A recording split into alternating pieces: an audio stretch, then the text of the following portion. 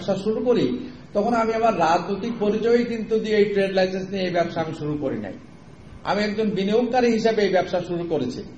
তারপরে আমার নাগরিক অধিকার, আমার গণতান্ত্রিক অধিকার, আমি যে কোনো রাজনৈতিক দলের সাথে সম্পৃক্ত হতে পারি, কিন্তু আমি রাজনৈতিক পরিচয় দিয়ে তো আমি ট্রেড লাইসেন্স নিয়ে আমি ব্যবসা করি নাই। আমি এই কথা আপনাকে স্পষ্ট করেই বলতে পারি। আজকে এখানে আমরা যারা আছি তারা সবাই সম্মিলিত পরিষদ। এর আগে আমাদের বাইরে আরেকটি প্যানেল যারা নির্বাচন করবে তারা ফোরাম।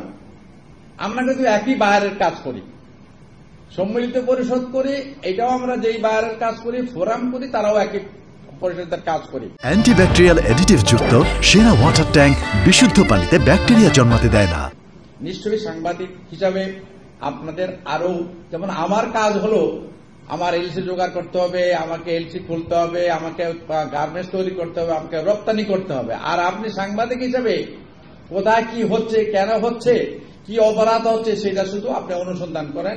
আপনারা আমাদেরকে, সেই সমাজকে, দেশকে, আমাদেরকে, জাতিকে সেই অপরাধগুলি কেন হচ্ছে, কি কারণে হচ্ছে, এর সমাধান কি, সেই জন্য আপনারা পথ নির্দেশ করেন। তো আমি আপনাকে অনুরোধ করব, এই শিল্প রাজনৈতিক পরিচয় হয় নাই। এই শিল্প হয়েছে শিল্প দিয়ে। যিনি শিল্পপতি হওয়ার যোগ্যতা রাখেন তিনি এই শিল্প প্রতিষ্ঠা করেছেন। আমি আজকে বলতে চাই, এইটাকে আমি কোনোভাবে রাজনীতির পরিমণ্ডলে আনতে চাই না। কারণ আমার বায়ার কখনো আমাকে জিজ্ঞেস করো নাই তুমি আওয়ামী লীগ করো না বিএনপির করো কি জাতীয় পার্টি করো। আমার বায়ার আমার দেখে আমি তার রপ্তানি আদেশটি যথাসময়ে সম্পন্ন করতে পারি কিনা, কোয়ালিটি ঠিক রেখে আমি রপ্তানি করতে পারি কিনা। তো আজকে আপনি যে কথাটি বললেন, আজকে এই পরিবর্তিত রাজনৈতিক প্রেক্ষাপটে অনেক কিছুরই, সবকিছুরই তাৎক্ষণিক উত্তর দেওয়া হয়তো সম্ভব হবে না।